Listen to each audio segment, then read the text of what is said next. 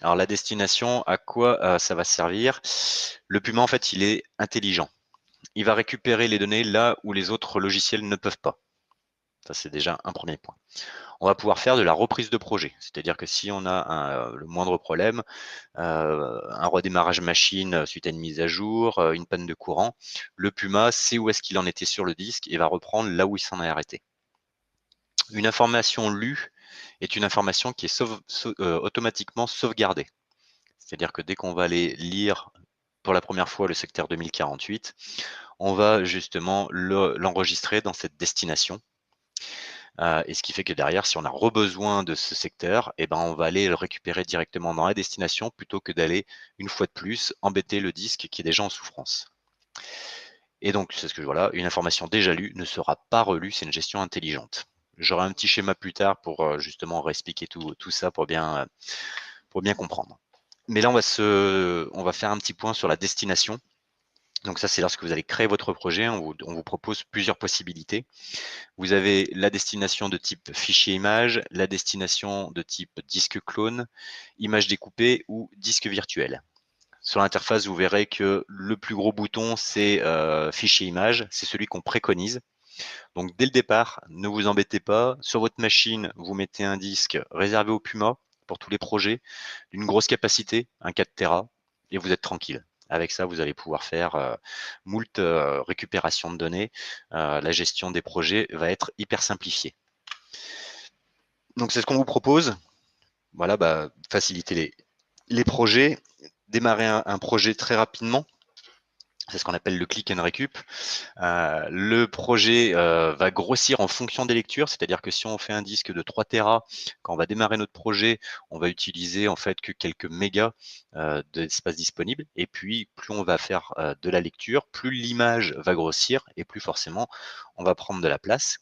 Mais souvent sur des disques de grosse capacité comme ça, quand on va se concentrer sur les priorités du client, au lieu d'utiliser 3 Tera, la capacité réelle du disque, et ben en fait, on aura peut-être lu que 100 gigas de données, donc on aura 100 gigas d'utilisés. Donc on va pouvoir justement mutualiser ce disque avec différents clients. C'est tout à fait en plus connectable avec Exascan. Donc ce sera très simple de pouvoir monter son image à Exascan pour pouvoir lancer une analyse complémentaire si on est sur une récupération un peu plus complexe. Après, attention, mise en garde, hein. Ce que je disais, il faut avoir un disque quand même de grosse capacité dédié au Puma. Ça, c'est vraiment le prérequis pour pouvoir être tranquille. Partez pas sur du SSD non plus. Ça sert à rien. Vous prenez un disque de 4 Tera, ça vous coûtera bien moins cher qu'un 1 Tera en SSD. Et en plus, vous n'allez pas gagner plus de vitesse avec un SSD en termes de destination. Euh, Rémi nous donne une petite info.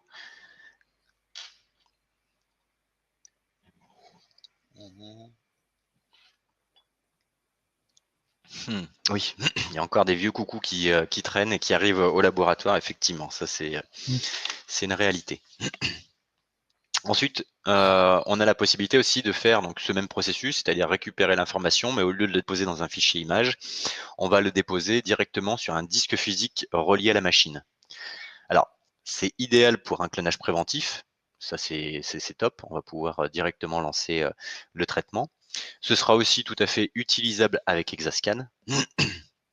Mais attention, par contre, pendant toute la phase de processus, on va masquer la destination clone.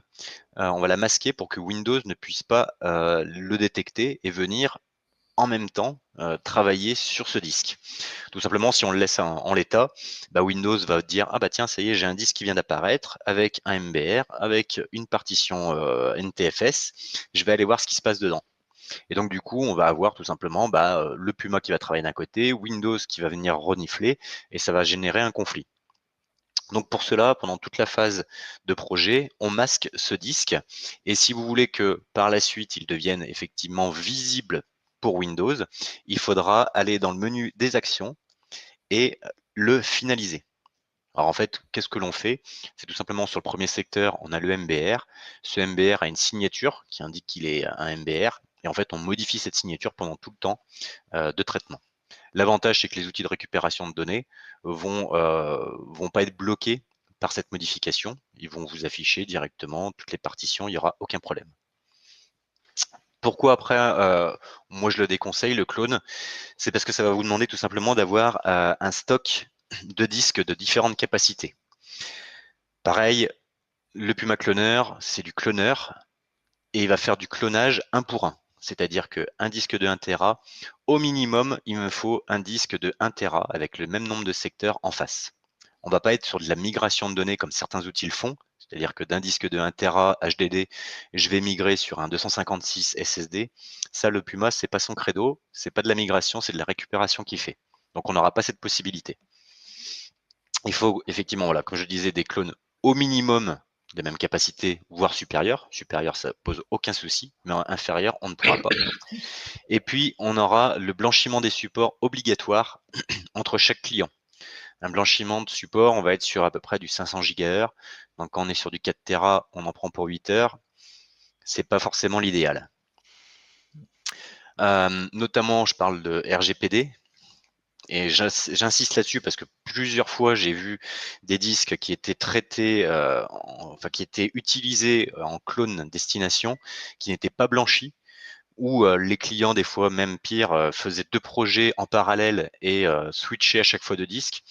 Et du coup, on se retrouvait avec une véritable bouillie pour arriver à faire une récupération de données. Mais il y a aussi des risques vis-à-vis de la RGPD qui là vous engagent. On va prendre un exemple très rapide, hein.